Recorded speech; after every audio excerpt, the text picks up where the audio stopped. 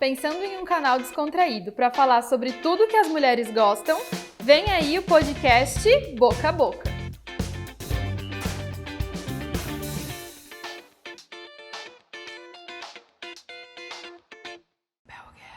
Oi, gente, tudo bem? Sejam bem-vindos a mais um episódio do nosso podcast Boca a Boca e hoje eu estou aqui com uma maravilhosa, além de minha ginecologista, também a minha xará. É verdade. Bem-vinda, Isa! Tudo bem, gente? Muito bem-vinda a esse obrigada. lugar lindo, adorei o convite. Que bom, seja sempre bem-vinda aqui. Muito obrigada por ter aceito. Estava me contando da sua rotina corrida, né? Mas deu um jeitinho de estar aqui com a gente hoje. Sim. O dia acontece tudo.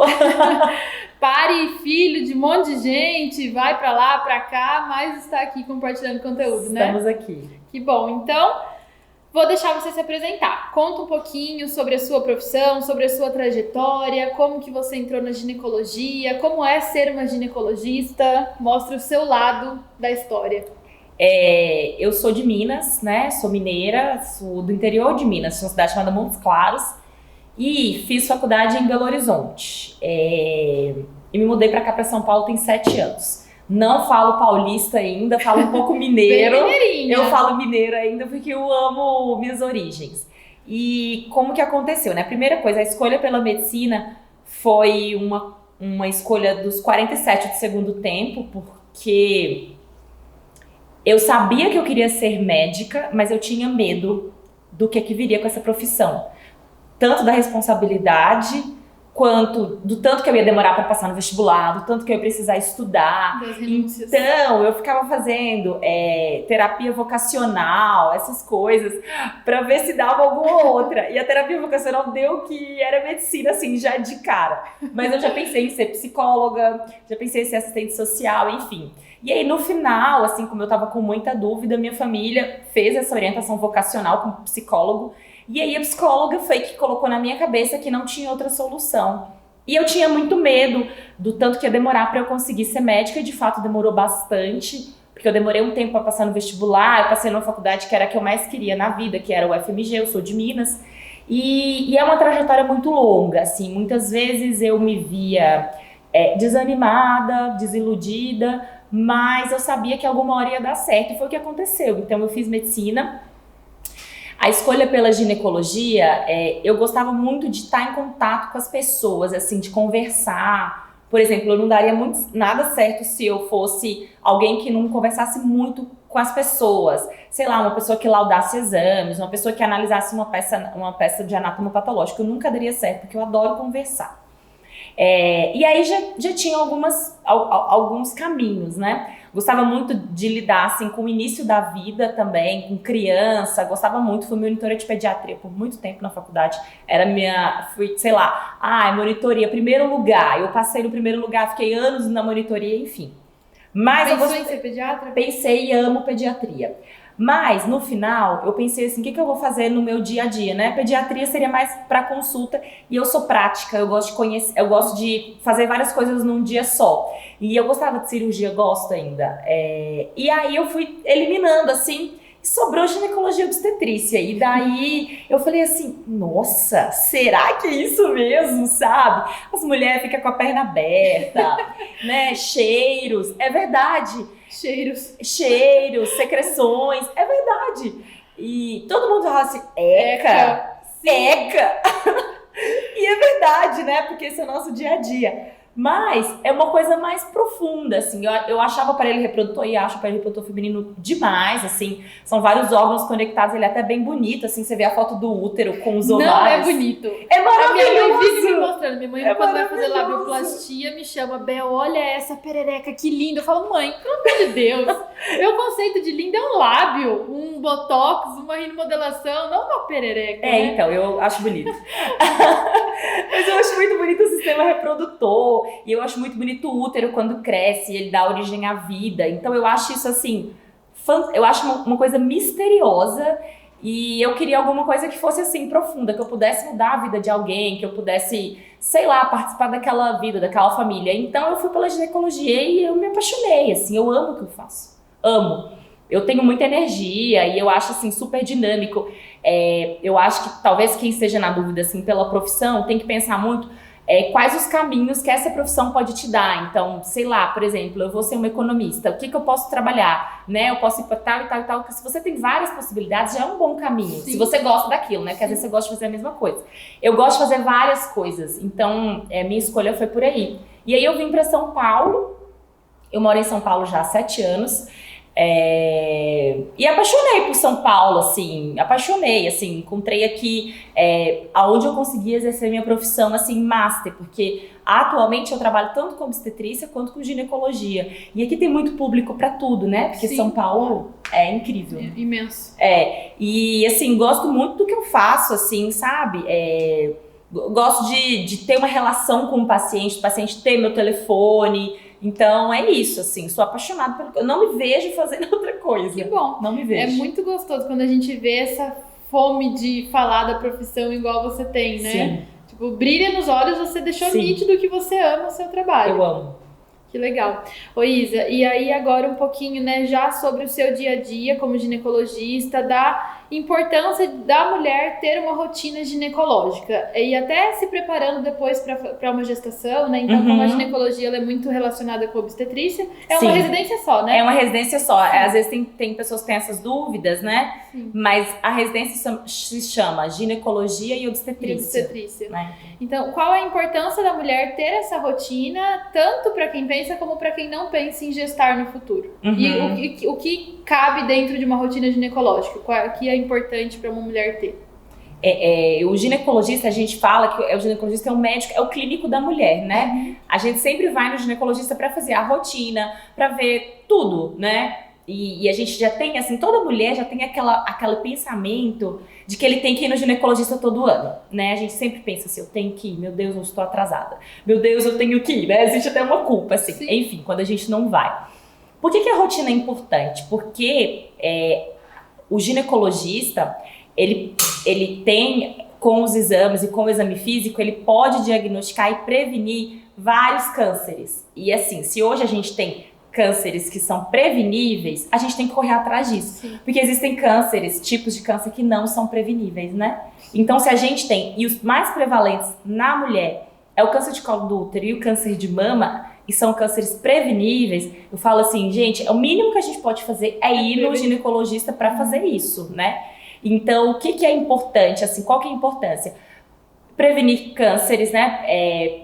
Ver como que está o seu estado de saúde. Então, o paciente, o bom ginecologista é aquele que vai pedir um exame da tireoide, né? Que vai avaliar o membro inferior, se você tiver com alguma coisa na perna. Enfim, é o médico que vai olhar tudo, né? Quando a mulher pensa em engravidar ou tem vontade de engravidar no futuro, é importante ter um ginecologista ao seu lado, porque se ela se prepara, ela tem uma gestação muito mais saudável. Se ela é orientada, ela pode se programar 6 meses, 1 ano antes, né? E a gestação vai muito mais saudável, mais tranquila, né? Porque existem muitos problemas gestacionais.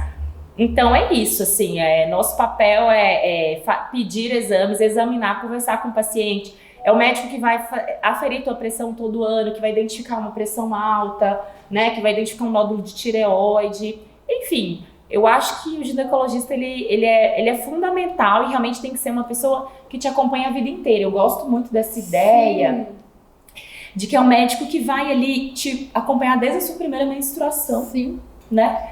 Até você ter 80 anos de idade. Sim, eu falo muito isso para os meus pacientes que não você acabou de falar. Eu acho. Eu falo assim, ó, o profissional que vai cuidar do teu rosto, ele tem que ser igual ao teu ginecologista, aquele que vai te acompanhar a vida inteira, saber o que você injetou no teu rosto, qual a quantidade, e a mesma coisa a ginecologia, né? Você menstruou, você vai começar a ir ali, você tem que ter uma rotina, você tem que ter um anticoncepcional, tem que ter essa educação sexual que muitas famílias não conversam em casa sobre isso, né? Eu vejo isso muito no consultório. Sim. Meu Deus, assim, não só pela religião. Religião, com certeza, sim. Mas pelo tabu, pelo medo de falar assim, se eu tô falando isso com meu filho, eu vou incentivá-lo a fazer isso. Sim. Né? E é completamente o contrário. Sim, né? Porque daí a pessoa, às vezes, ela não se cuida e engravida e aí fica com medo dos pais e aí sai de casa e aí só dá tudo errado, né? Eu não tomo uma pílula e fica tomando pílula do dia seguinte demais. aí pode ter problema na trompa, pode ter um monte de coisa, pode ter alguma infecção vaginal. Então, educação sexual é muito importante e isso começa na infância, né? Adolescência com certeza, e eu tenho muitos, é muito interessante isso, porque tem muitas mães que levam a filha adolescente para me consultar, né? Fala assim, nossa, eu tenho que ficar na consulta, eu tenho que sair. Vai ter os dois momentos. Não, eu morria de vergonha de ir na ginecologista. Minha ginecologista não era minha mãe é ginecologista. Sim. Mas eu não gostava nem de falar pra ela quando eu ia. Eu tinha convênio, eu agendava, eu ia, porque eu sabia que era minha obrigação ir, mas eu tinha vergonha. Olha como pode. Sim, né? E muitas têm. Sim, é um tabu muito grande, né, em torno da ginecologia. Vergonha de ir no médico, vergonha de mostrar que tá tomando a pílula. Né? Mas não deve ser assim, porque quanto mais você conversa com seu filho e mais deixa ele assim, né, munido de informação, vai ser o mais importante, porque informação é poder, né? E apesar de eu ter vergonha, eu sempre tive a consciência de que era importante. Era importante. Certinha, né, Isa? 6 meses eu tô lá na certinha. E até lá em Dourados eu também ia certinho na minha ginecologista, que também chamava Isabela. Eu tenho uma coisa com ginecologista Isabela. E aí eu falava pra minha mãe, não, mãe, eu já fui. E a minha irmã tem a mesma coisa, ela é mais teimosa que eu já até te falei, né? Sim, você já Isa, falou. Ela vai lá, toda vez que eu encontro ela, eu falo, vai. E minha mãe, hoje em dia, ela morre de orgulho. Ela fala, nossa, ainda bem que a Bel é a salvação, porque ela vai certinho na ginecologista. Mas é casa de ferreiro espeto de pau, né? Minha irmã é médica, não faz a rotina dela certinho. E até outra coisa que me faz ter muito essa rotina é a questão do câncer. Nossa, eu morro de medo de ter câncer de mama. Eu acho que uma vez eu vi que o câncer de mama na mulher jovem é mais letal do que na mulher idosa, isso, né? É isso mesmo. E aí a minha avó teve câncer de mama, então eu já fico sempre morrendo de medo, né? Procurando ali, faço os exames sempre certinho. Sim, o câncer de mama, assim, além dele, tem a questão física da doença, pra mulher, assim, quando vai mexer com a mama, é uma coisa muito feminina. Mama é uma coisa muito feminina. Sim, muito. Então, parece que trabalha também com a feminilidade da mulher, sabe? Com certeza. Porque o que ela pensa assim, se ela tem um diagnóstico de uma lesão inicial, ou de uma pré-lesão ou de algo suspeito, ela pensa assim, vou perder a mama. Ela já põe aquilo na cabeça, né? E hoje é um câncer altamente prevenível, assim, né? Óbvio, existem as exceções, existem cânceres que são mais graves, diferentes, enfim. Mas o habitual é o câncer que é prevenível pela mamografia. Por exemplo, da mamografia do ultrassom de mama. Sim. Ô Isa, e agora mudando um pouquinho da pauta, né, mas falando da saúde sexual, como eu trabalho em uma área que eu mexo muito com a autoestima, né, das pacientes, cuido do rosto, cuido também do corpo, eu sei que a autoestima, ela prejudica a saúde sexual. Igual eu tava te falando, né, eu tenho algumas pacientes, eu quero tratar a flacidez na minha barriga, ou flacidez no meu bumbum, porque eu tenho vergonha de tirar a roupa na frente do meu marido. E isso acaba prejudicando a saúde sexual, porque o casal para de se relacionar, às vezes acaba se distanciando. Sim. E existe também flacidez na região genital, né, que a gente consegue tratar também, acho que você trabalha com laser, né? E a minha mãe também trabalha bastante com isso. E acho muito legal a gente falar sobre isso, né? A importância da autoestima para a saúde sexual da mulher, a importância da saúde sexual para a autoestima. Sim, acho que muito comum no consultório a queixa de falta de libido. E quando você vai investigar, porque a consulta de falta de libido é uma consulta que ela tem que ser dividida, ela não dá para ser nem 1 hora de consulta. Você vai investigar, você vê que tem muito de assim, como você se vê, como você, insatisfação com o próprio corpo, ritmo de vida muito cansativo, que não cuida da saúde, não faz atividade física, né? Não é assim, eu tenho que responder o meu parceiro que tá ali o tempo todo. Não é isso, é muito mais profundo. E a gente vê muitos problemas de autoaceitação, assim, porque hoje a gente tem uma rede social, assim, que a gente toda hora vive no Instagram. E assim, você vai colocar aquela foto no Instagram mais bonita, mais, né? E a pessoa olha pra si e fala assim, meu Deus, eu não tenho aquilo, né?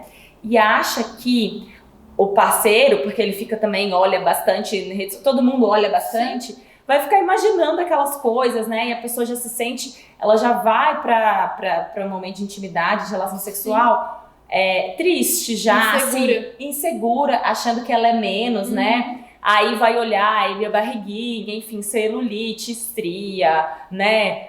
Eu não gosto da minha pepeca do jeito que ela é caída, ela é não sei o que, né? Enfim. E é super importante a gente trabalhar isso. enquanto ginecologista, é importante abordar essa questão. Quando existe, por exemplo, falta de libido, ou quando você vê que a pessoa está deprimida, porque às vezes a pessoa tem uma depressão, né? É importante, porque a gente vê que quando a gente entende isso, a pessoa se aceita mais, e de repente até vai para um tratamento estético, né? Enfim, ou vai para algum tratamento daquilo, né? Vai fazer um peeling, vai fazer alguma coisa. Talvez para ela aquilo é importante. Com certeza. Para cada um tem a sua dor, né? A sua questão, né? Todo paciente está te pedindo ajuda, né? Todo paciente tem alguma coisa. Exatamente. E hoje o laser vaginal, ele tem bastante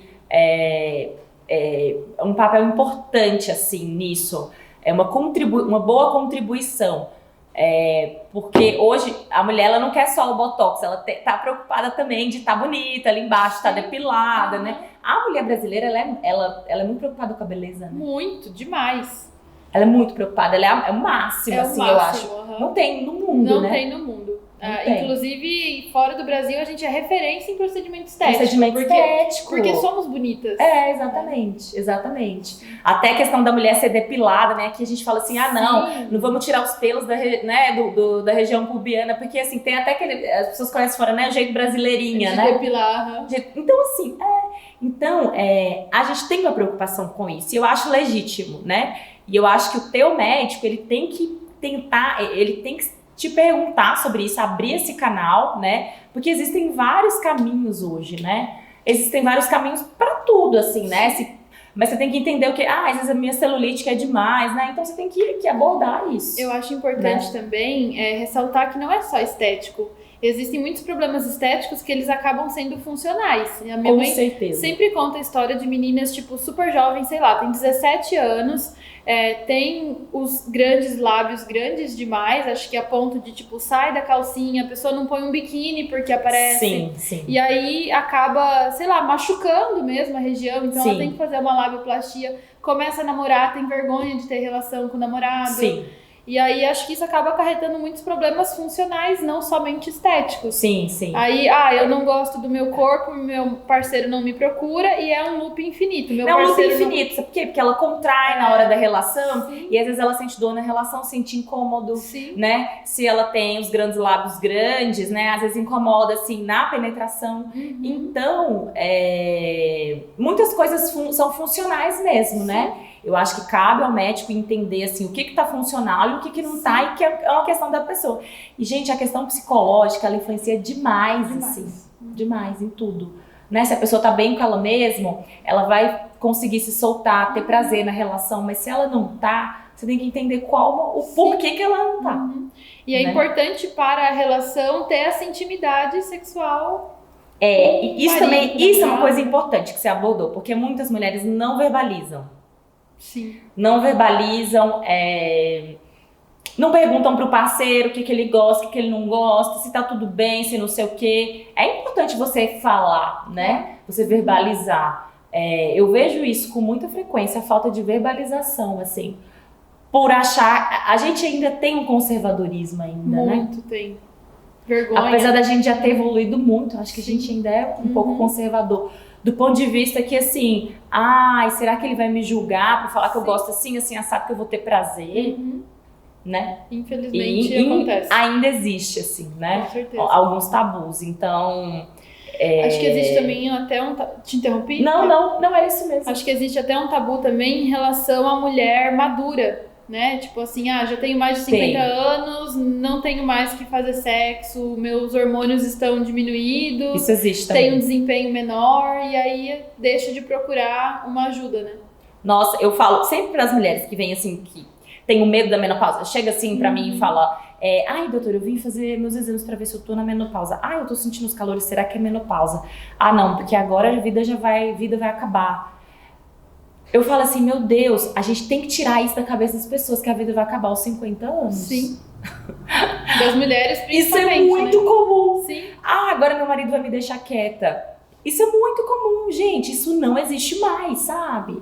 Assim, eu sou super a favor, e não é na questão de ser a favor ou ser contra a terapia de reposição hormonal. É uma coisa que, assim, nossa, hoje as mulheres com 50 anos, elas parecem as mulheres com 30, 35 anos. E parece que estão na sua melhor fase, né? Na melhor fase, que às vezes é quando você tá estável no trabalho, que você já tá tendo um retorno financeiro muito bom, que seus filhos têm lá, se quem tem filhos, né, estão lá com uns 15 anos, que não dão mais aquele trabalho de, né, que você pode viajar, que você pode ter umas férias, enfim. Então, às vezes você tá na sua melhor fase, não faz sentido você não ter relação sexual. E não só em relação dor, né? Não só em relação à saúde sexual, mas também à disposição para trabalhar, a energia, né? Então, acho que essa reposição hormonal, ela é muito importante, né? Nossa, eu acho que, assim, é essencial. A partir de qual idade? É a partir de quando a mulher se sente... quando a mulher tá sintomática. Então, quando ela tem sintomas, tá? Então, quando que esses sintomas podem começar? Infelizmente, quando a gente estuda, pode ser a partir dos 40 anos. Infelizmente. Porque se a mulher, vamos supor, ela entrar na menopausa com uns 43 anos, a gente considera a menopausa precoce, mas para a medicina não é precoce. Porque, infelizmente, a partir dos 40 anos, teu ovário já pode começar a ter uma falência, tá? E isso é fisiológico, tá? Isso é normal. Então, se a mulher ela tá sentindo alguma queixa a partir dos 40 anos, já tem indicação de entrar com reposição hormonal, tá? Claro, a gente vai fazer os exames para ver se tá mesmo, se é menopausa, se não é, se é só uma queixa, mas a partir do momento que a paciente tiver queixa, ela já merece uma reposição hormonal, tá? Aí, óbvio, né, a gente tem que rastrear a história de câncer e tudo mais. Eu acho que hoje é menos visto como um vilão, porque a gente teve um estudo no passado que foi muito, muito, muito famoso, que foi o WHI, que condenou, né, que colocou as mulheres assim, as mulheres que vão fazer terapia de reposição hormonal vão ter câncer de mama. E aí isso sai muito na mídia, isso tem uns 8 anos, só que o estudo é todo enviesado, sabe? O estudo, ele não escolheu as pacientes adequadas, ele começou a reposição hormonal pacientes muito já tendo passado da menopausa há alguns anos, então a gente tem o time para começar a reposição hormonal. E de fato, quando você começa bem depois que ela já parou de menstruar, é pior o resultado. E aí esse estudo demonizou e colocou como assim, reposição hormonal é igual a câncer de mama. Sim. E não colocou os benefícios, sabe? E eu só vejo benefícios. Óbvio, se a mulher tem contraindicação, não tem o que fazer, né? Mas são poucas que têm contraindicação. E essas mulheres, elas procuram muito estética íntima, tá? Sim. Porque o que acontece muito é que as mulheres, assim, têm um segundo relacionamento, né? Conhecem uma pessoa mais nova. Às vezes fala assim, nossa, 40 e poucos anos, querem ter filhos. Sim. Isso tem acontecido, né? Claro. E aí cabe ao ginecologista o papel dele de lidar com esse abacaxi. Literalmente, Lidar né? com esse abacaxi. Mas, Isa, até falando disso da parte hormonal, né? E com isso que você acabou de falar, às vezes eu tenho 40 anos e eu quero ter filho. A mulher, ela está condenada a não engravidar mais aos 40 anos? Por esse processo fisiológico que você falou? Infelizmente, o nosso corpo, ele não acompanhou o avanço dos tempos, assim, né? Vamos dizer assim. Infelizmente, a melhor idade para engravidar hoje, ainda fisiologicamente, é aos 17, 20 anos. Infelizmente. Porque é quando seus ovários estão... A qualidade do seu óvulo está maravilhosa, teu corpo vai voltar mais rápido, tudo vai recuperar, você vai ter menos efeitos do pós-parto, enfim. Mas hoje a gente vai pensar, né? Como que a gente tem filho? Né? É difícil. Hoje em dia é uma realidade, as coisas mudaram, né? Sim. Bastante. Acho que estamos vivendo cada vez mais. Então a gente não tem mais tanta pressa como se tinha antigamente. E também a educação tem avançado. Então aos 17, todo mundo só quer saber de estudar e não de ter filho. Sim. E aos 37, que você já tá ali formado, já tá tendo estabilidade na tua carreira, que daí você pensa em ter um bebê. Exatamente. E aí aos 37, muitas pessoas já condenam a gestação. É isso mesmo. A partir dos 35, a gente já tem uma diminuição discreta da reserva ovariana. Reserva ovariana, entenda-se, né? Quantidade de óvulos, tá? Então, fisiologicamente, aos 35 já começa a diminuir um pouco e aos 40 diminui bastante, tá? Ao mesmo passo que uma gestação aos 35 também tem um pouquinho mais de risco do que a gestação com 30, por exemplo, tá? E a gestação aos 40 tem bastante risco, tá? E aí, a gente vai ter que lidar com essas mudanças, né? De paradigmas, assim, né?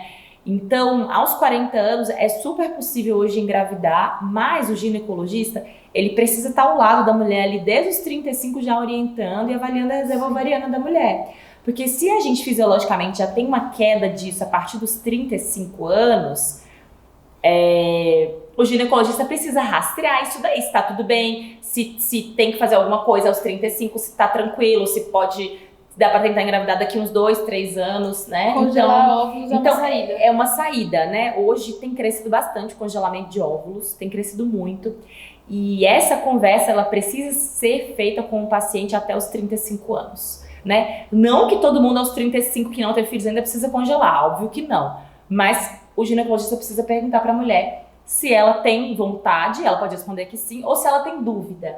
Porque ter dúvida agora não quer dizer que a resposta vai ser negativa no futuro. Sim, claro.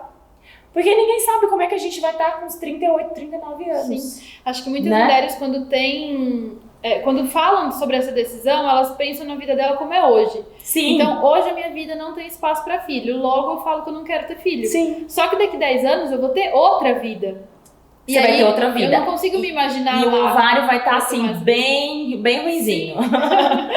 Do ponto de vista xoxo. Ele vai estar diminuído, ele vai produzir óvulos de pior qualidade, entende? Uhum. Então, por isso que é super importante essa conversa.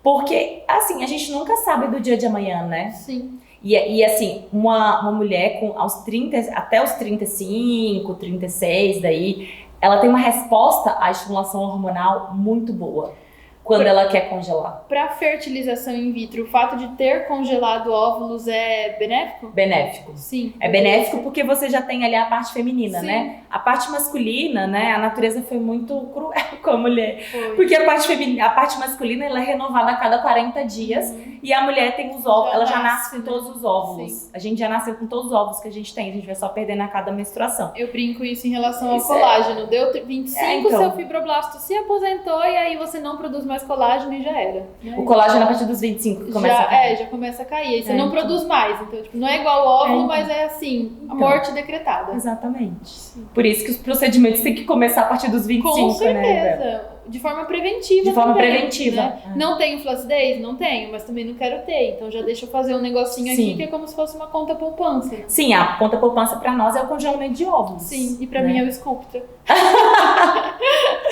É o congelamento. E aí a gente tem essa idade que infelizmente tem que estar na cabeça das mulheres, que é 35 anos.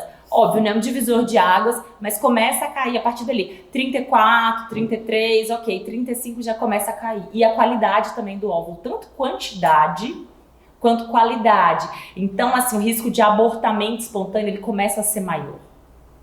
Então, é importante o ginecologista avaliar isso, com exames, enfim, né? Ô Isa, o fato de tomar anticoncepcional por muitos anos, é fato ou boato que ele diminui a probabilidade de engravidar? O anticoncepcional oral, injetável, enfim. É um boato. O que acontece com o anticoncepcional? Assim, para eu explicar, o anticoncepcional por boca e o injetável, ele tem um efeito de depósito no organismo. Então, ele vai ficar ali um pouco ainda até ser metabolizado. Os injetáveis mais ainda. Por exemplo, a gente tem a Depo-Provera, que é de 3 em 3 meses, né? Ele é até um pouco oleoso, assim, e ele é liberado devagarzinho. Então, por exemplo, uma mulher que toma um anticoncepcional de 3 em 3 meses, ela vai ter um efeito de depósito importante. Se ela toma isso por vários anos, ela vai ter efeito de depósito. E o que isso é traduzido como dificuldade para engravidar, tá? Mas, na verdade, isso está querendo dizer aquela medicação que ainda não foi completamente metabolizada. Sim. Então, hoje, a gente tem falado bastante, assim, né? Tem crescido os métodos que são reversíveis. Colocou, funciona, tirou, não funciona mais, né? Por exemplo, os DIUs, enfim. Não é que a pílula, ela, de certa forma, ela vai ter a dificuldade para engravidar por conta da concentração daquela pílula ali, tá? Da pílula oral, menor ainda, tá? Porque se você pensa que você está tomando um remédio todo dia, ele vai ser metabolizado rápido, porque você precisa da dose dele diária, né? Agora, de uma injeção, por exemplo, não. Tá? Então, não é que causa infertilidade do ponto de vista que vai atrapalhar a tua trompa, teu útero, vai fazer mal pro teu útero, tá? Não é isso, vai ficar lindo, maravilhoso seu útero do jeito que é. Mas talvez tenha assim, um efeito de depósito aí da pílula, que é menor da pílula do que do injetável, tá? E as outras consequências, digamos assim, também são durante o período que você toma? Por exemplo, falta de libido, celulite, enfim, queda de cabelo. São também reversíveis, dependendo do tipo de pílula que você escolhe. Então, você precisa ter, né, um médico para chamar de seu aí, para entender qual que é o teu perfil, qual que é a tua principal questão. Mas geralmente, assim, quando a gente muda o tipo de pílula, a gente melhora ou traz mais alguma característica. Por exemplo, tá? Tem muita mulher que tem muita retenção de líquido com pílula. Sim. Tem mulher que não tem, né? E isso tem relação com alguns tipos de progestagênios daquela pílula, tá? Tem mulher que tem queda de cabelo. Tem mulher que melhora a pele demais, que a pele fica linda, maravilhosa, né? Então, mas isso tem muito a ver com o tipo de pílula. Então, mudou a pílula, vai mudar, né? Mudou a classe, mudou, né? Porque existem muitas pílulas hoje. E isso interfere muito também aqui no meu consultório, porque eu tenho tratamento para celulite e a paciente está com anticoncepcional errado, que prejudica a drenagem linfática dela. Aí precisa conversar com o GO. Sim.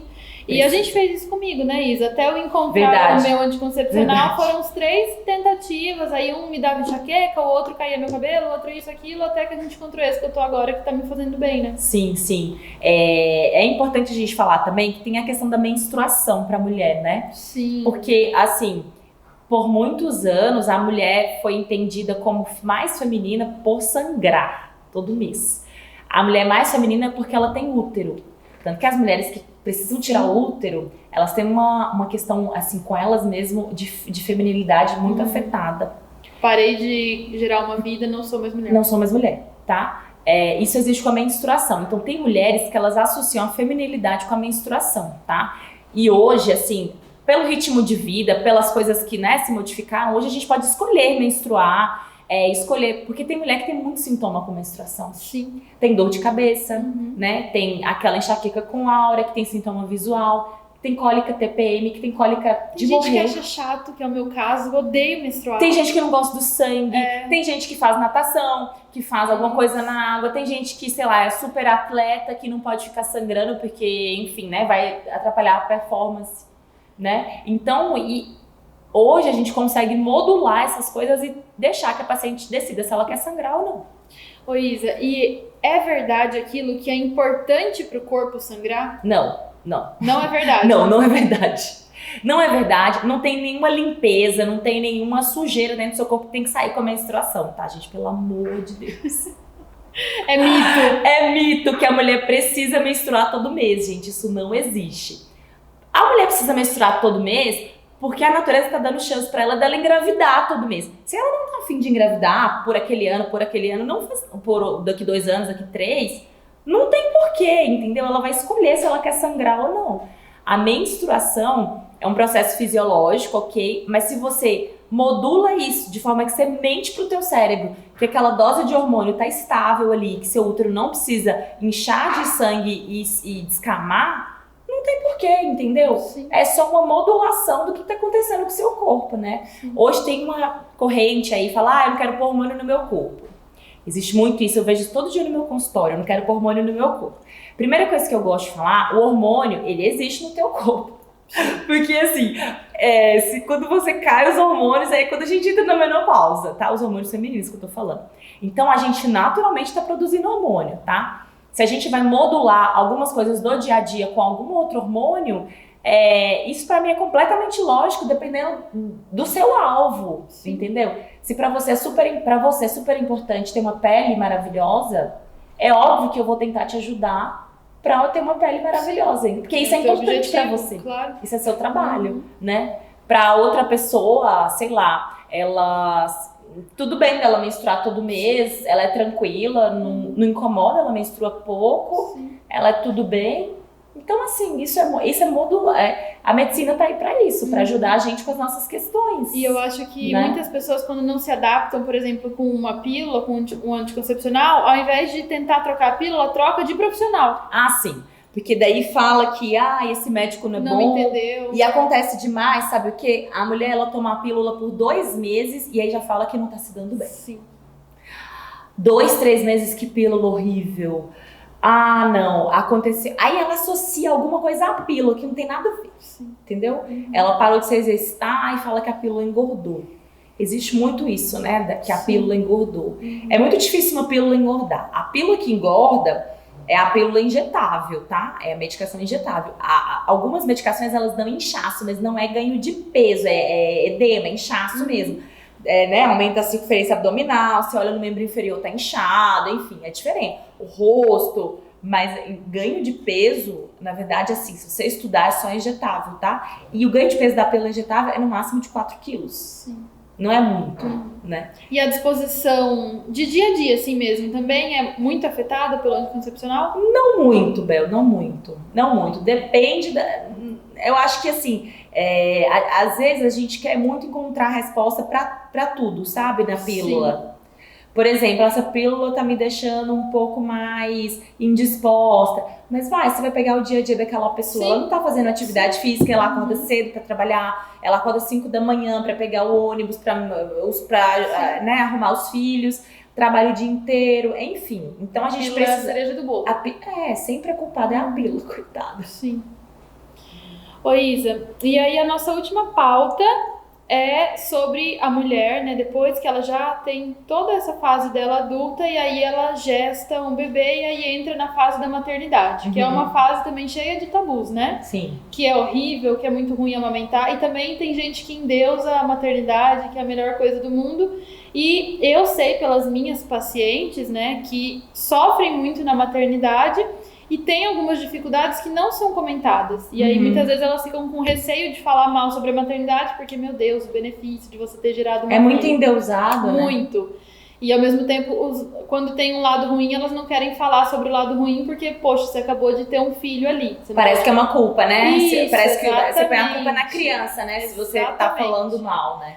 Eu recebo muito esse tipo de queixa aqui na clínica, tipo, estou com uma olheira desde que meu filho nasceu, minha vida, eu não durmo, isso e aquilo, quero fazer um preenchimento de olheira, nossa, estou com uma ruga aqui, depois que eu tive meu filho. Você já tinha ruga, você só percebeu ela depois do cansaço do filho, que você deixou de se cuidar, né? Sim, sim. Então, eu acredito que lá você receba muito. O pós-parto é bem difícil, sim, né? Eu acho que as mulheres, as mulheres que pensam em engravidar, enfim, elas pensam muito no parto, na via de parto, na dor do parto, qual tipo de, né, enfim, e se preparar para o puerpério, que é o puerpério é o pós-parto, tá? Que é esse nome terrível, né? Eu acho um nome terrível, parece que é alguma coisa do mal, né? Sim. E de fato é difícil, porque a mulher, ela tem que se preparar muito psicologicamente para isso, sabe? Privação de sono o tempo todo. Eu falo que, gente, é um plantão sem ter o pós-plantão todos os dias. Você não tem direito ao pós-plantão. Você não tem direito a 6 horas de descanso. Você comprou o bebê. Porque o neném tá lá rodando de 2 em 2 horas, 3 em 3 horas pra mamar.